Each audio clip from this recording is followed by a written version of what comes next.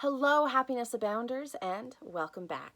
Today I'm excited to continue our discussion all about managing our energy, but I want to cite back to the last month's worth of episodes where I spoke all about self-care. Because self-care is a key part of managing your energy. This week we've spoken about a couple of foundational pieces, some things to keep in mind, ways to manage your time and your energy together. But I want to discuss what it means for your self-care areas as a form of energy management. So way back a month ago, several episodes ago, when we just kicked off our discussion on self-care, I asked, are you an ambivert, an extrovert, or an introvert? And the reason being, it's not about being shy or reserved or outgoing and boisterous. It's about how you get your energy. So, which are you? Are you a ambivert, which means that you kind of get the best of both worlds? That's what I am. So if I have a great conversation with a group of people or with an individual, I can leave completely energized. But then at the same time, if I have worked with people all day long, I need to come home and be alone and recalibrate with who I am, and I can get re-energized that way. So I have kind of the best of both worlds, but there is no right or wrong answer. If you get your energy by being with people, then that's something to consider in your energy management plan. If you get your energy reset by being alone and being in your home and in a quieter environment, then that's 100% fine too. But as we talk about our energy management, it really comes into play because if you are around people all day and you're trying to get things done, but you are getting drained in your energy because you get drained by being around people if you're an introvert, then that means that some of those time blocks that we've set aside need to be alone, right? Maybe they're a slightly extra longer bathroom break, or they are going to your car, but instead of taking a quick 15-minute power nap for your one break a day, it's just being alone with yourself and finding the ways to re-energize with just you. On the flip side of that, let's say that you work from home and you get re-energized by being with people.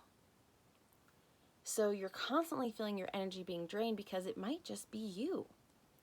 So that means setting up lunch dates where you meet a friend for lunch or for coffee or something, and that's in the middle of your workday so you can get re-energized and then come back to work and have the energy you need to get the things done you need to get done. Now this applies in so many different realms, right? Whether it's work or not, we all need to manage our energy through the day, and we all have stuff on our to-do lists. Every single one of us. So being aware of how you get your energy, whether you're an introvert, extrovert, or ambivert, is really crucial to this conversation of energy management.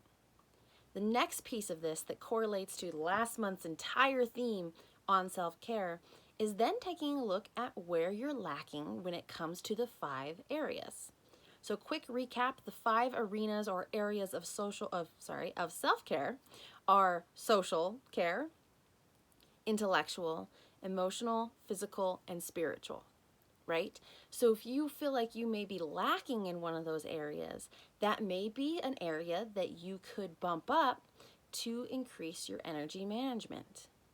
If you're lacking in the physical self-care, there's tons of research and studies that even just walking 20 minutes a day can boost your energy because it's getting your body moving in as a form of physical self-care. Emotional self-care. If you are holding on to a whole bunch of emotions and a whole bunch of stories about being the victim or about being wronged or someone did this and it's upsetting, when you're holding on to those things, all your energy and really your mental energy, your emotional energy, sometimes your physical energy, all of those are going towards that. And that's not helping us get stuff done. That's just helping us hold on because we feel like we may need to. So emotional self-care can help us let go of that, and we will get an increase in our energy. That's physical and emotional. Social, that also goes back to, do you have relationships that you can lean on that can energize you? whether you're an introvert or an extrovert. We all like relationships. There's a 75-year Harvard study that found that one of the key indicators to a happier life is deep connected relationships. So do you have a top 5 friends? Do you have something in that or someone like that in your life? You may be an introvert, but do you have someone that you can still talk to and trust? Because that's a component, right? And when you have that in our lives and when we can speak with that person, even for a small bit of time, it can give us a boost in energy. So that's emotional, physical, and social. So then spiritual, right? We've spoke about that. That was our most recent theme week. And really that's identifying your values and working towards them. It's really interesting. When we are working against our values, have you ever been in a situation where it's like, I really don't want to do this, or I don't really feel comfortable, and it's not that I'm like nervous or not confident, it's just I don't really feel comfortable with this direction, or I hate this job and it just doesn't feel right, right? You ever have something like that? Usually it's because it's out of alignment with your values. And if you've ever had a job you don't like, and I think that's the most relatable example I can think of right now, but if you've ever had a job you don't like, it drains you, right? Because it's out of alignment with your values or your passions, which can be a form of spiritual self-care. So then the last form of self-care is intellectual, right? Have you ever just had those time periods, I totally know I have, where you just go to work or you do what you need to do on your day, and then you come home and you're like, I have zero energy because we didn't manage our energy throughout the day, but I have zero energy and I just want to sit here and watch TV. I'm going to sit here and scroll through social media, or I'm just going to hop on and play some video games and just numb out, right? So it's like you do the to-do list, then you numb. You do the to-do list and then you numb, and it just goes on. It's a cycle. It's a cycle. And then what happens? You're stagnant. You're not pushing yourself intellectually. And you get what? More drained. So if we can take a look at intellectual self-care and find ways to stimulate our minds, learn something new, watch a video on YouTube, whatever it is, then we can get energy boosts from that.